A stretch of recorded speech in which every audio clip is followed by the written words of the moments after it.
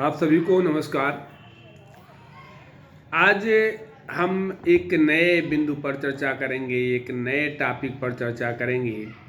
आज का विषय है आज की शिक्षा कल का राष्ट्र। संसार में ज्ञान की सर्वप्रथम ज्योति भारत में प्रज्वलित हुई थी। इस पवित्र भारत भूमि पर सदैव महान अध्यापकों ने जन्म लेकर इसे गौरवान्वित किया है। शिक्षा समाज और संस्कृति का गहरा संबंध है, ये हम जानते हैं।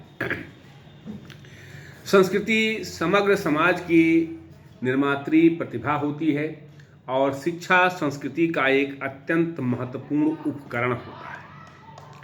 शिक्षा का काम है संस्कार देना, परंतु शिक्षा और संस्कृति के इस महत्वपूर्ण पक्ष को उपेक्षित किया जा रहा है। आज शिक्षा उपेक्षा की शिकार है, ये कहना अतिशयोक्त नहीं होगा। आज की शिक्षा में जानकारी पर अधिक जोर दिया जा रहा है, संस्कारिता पर नहीं। समाज, संस्कृति और व्यक्ति एक दूसरे पर निर्भर करते हैं। निश्चित तौर पर एक दूसरे के संपोषक होते हैं। समाज, संस्कृति और व्यक्ति ये एक दूसरे पर निर्भर करते हुए एक दूसरे के संपोषक होते हैं। पर आज हमारी संस्कृति का स्वरूप ऐसा हो गया है कि उस पर गर्व करना कठिन है। आज शिक्षा के द्वारा उस संस्कृति को पोषित करने की जरूरत है जो समाज की निर्माती प्रतिभा है। क्या आज हम इस बात पर दृढ़तापूर्वक अडिग हैं कि सर्वे भवन्तु सुखिनः सर्वे सन्तु निरामया, या वसुधैव कुटुम्बकम की संस्कृति का हम पालन कर रहे हैं? आज तो भाई भाई आपस में लड़ रहा है। आज इस बात को हम देख रहे हैं। निश्चित तौर पर शिक्षा शून्यता में नहीं होती, ये सामाजिक, राजनीतिक और सांस्कृतिक संदर्भों से घिरी रहती है।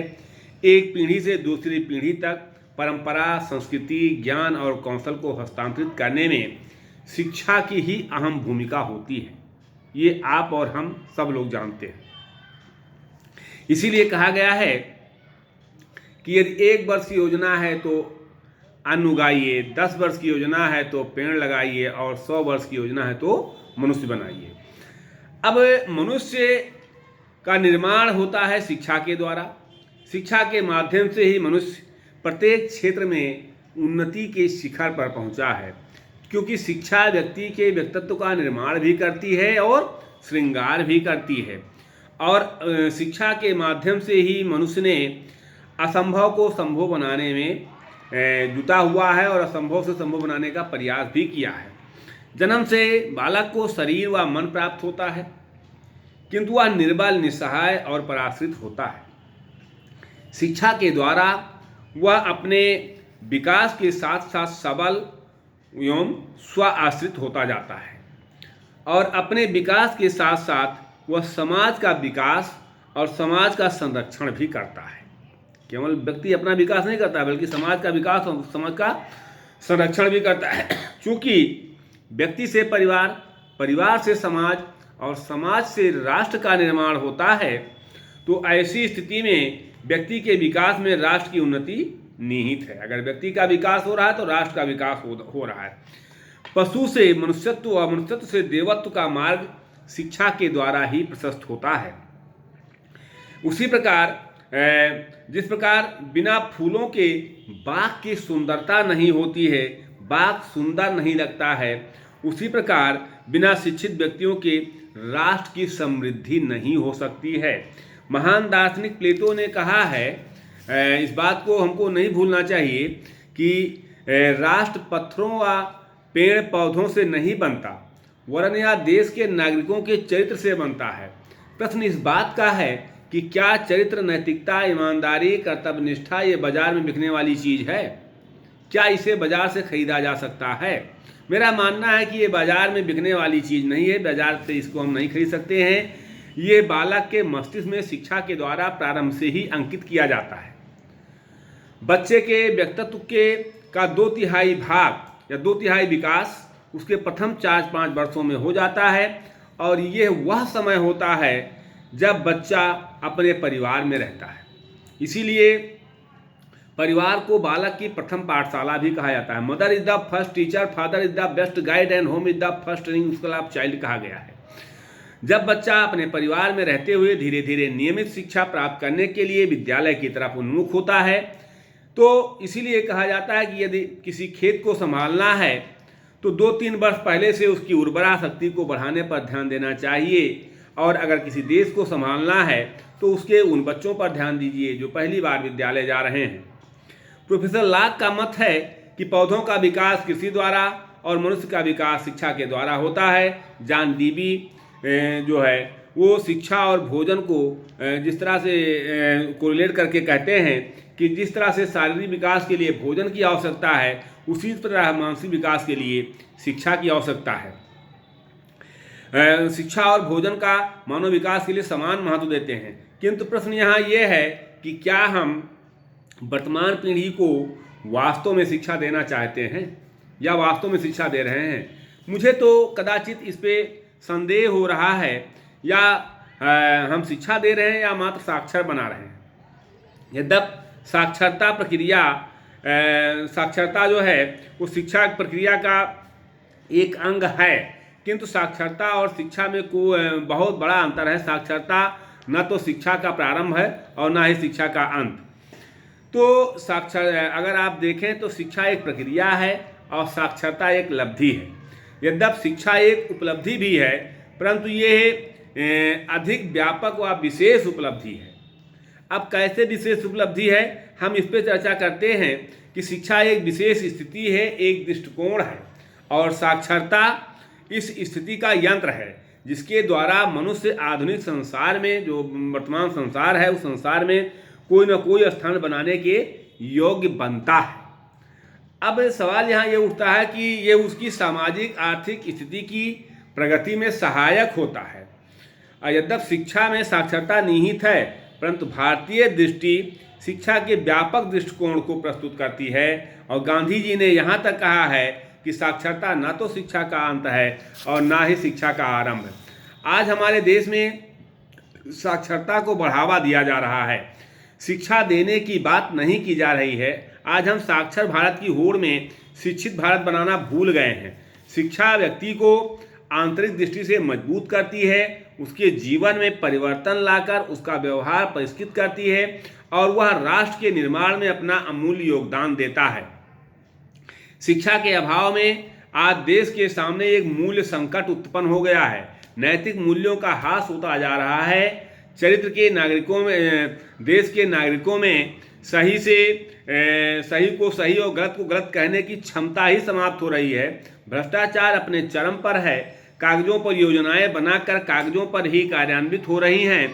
जगत गुरु की उपाधि से नवाजा जाने वाला देश आज शिक्षा के अभाव में अपनी अस्मिता की रक्षा के लिए संघर्ष कर रहा है। ये किसी से छुपा नहीं है। हम कहते हैं कि हम जो है जगत गुरु थे, लेकिन आज देखिए आज स्थिति क्या है। भारत इसलिए महान नहीं है, या जगत गुरु की उपाधि भारत को इसलिए नहीं मिली थी कि यहाँ सबसे ऊंचा पर्वत हिमालय है और सबसे पवित्र नदी गंगा बहती है, बल्कि भारत इसलिए जगत गुरु बना था कि संपूर्ण भारत उस समय साक्षर था, बल्कि उसे इसलिए नहीं कि जो है हम लोगों को अपने में बांध कर रखते हैं। केवल कहने का आशय यहाँ ये है कि भारत ने इस पवित्र भूमि पर महामानवों ने जन्म लिया है। उन महामानवों ने जन्म लिया है कि जो अपने ज्ञान की ज्योति से विश्व को प्रकाशित करने का कार्य किए हैं, और संपूर्ण विश्व को जो अंधकारमय था उसको प्रकाशमय बनाने का कार्य किया है। आज शिक्षा के अभाव में हमारे समाज में नैतिक मूल्य समाप्त होते जा रहे हैं। आज समाज में त्याग, बलिदान, निष्ठा, ईमानदारी, स्नेह, प्रेम, सौहार्द आदि का स्थान स्वार्थपरता, ईर्ष्या, द्वेष, वैमनस्य आदि या ज्ञान शून्यता लेता जा रहा है। आज समाज में ज्ञान शून्यता, आदर्श रिक्तता, चरित्रहीनता, भ्रष्टाचार, क्षेत्रवाद, जातिवाद, भाषावाद का बोलबाला है, और समाज में आदर्श व्यक्तित्व के अभाव के कारण देश के नौनिहालों का नई पीढ़ी के प्रति कोई जवाबदेही नहीं रह गई है, या देश के नौनिहालों का अंधकारमय स्थिति होता जा रहा है, या जो आने वाला समय है वो अंधकारमय होता जा रहा है। वर्तमान समाज की का नई पीढ़ी के प्रति कोई जवाबदेही नहीं रह गई है, देश के लिए घातक है। तो हमें अच्छी शिक्षा की व्यवस्था करनी चाहिए। जब तक हम अच्छी शिक्षा की व्यवस्था नहीं करेंगे, शिक्षा से ही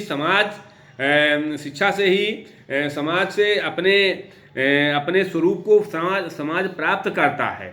गुरुदेव रविन्द्रनाथ टैगोर ने कहा है कि अच्छी शिक्षा बालकों को तब तक नहीं दी जा सकती जब तक अच्छे आदर्श समाज को शासित नहीं करते। और अच्छे आदर्श आएंगे कहाँ से?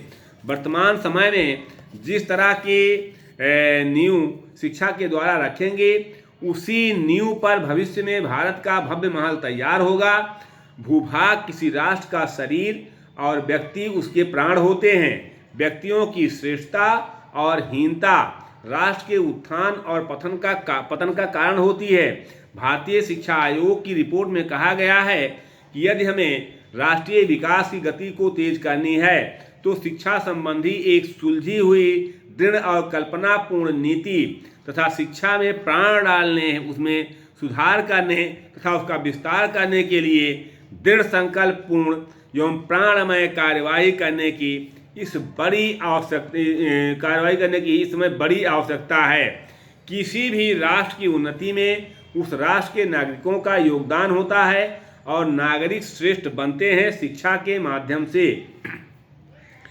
यदि भारतीय समाज के लोकतंत्रीय समाजवादी आदर्श को ध्यान में रखकर शिक्षा की व्यवस्था करना आज हमारा दायित्व है, तो निश्चित तौर पर हम पुनः विश्वगुरु बन सकते हैं। इसलिए हम इस बात को दृढ़ संकल्प लें कि लोकतंत्र का सबसे मजबूत हथियार कलम होता है और लोकतंत्र की सफलता उसके नागरिकों के कर्तव्य पालन पर निर्भर करती है। और कर्तव्य की भावना हम नागरिकों में शिक्षा द्वारा ही उत्पन्न कर सकते हैं। शेष हम अगले वीडियो में इस पर चर्चा करेंगे। हम यहीं से अपनी वाणी को विराम देते हैं। बहुत बहुत धन्यवाद।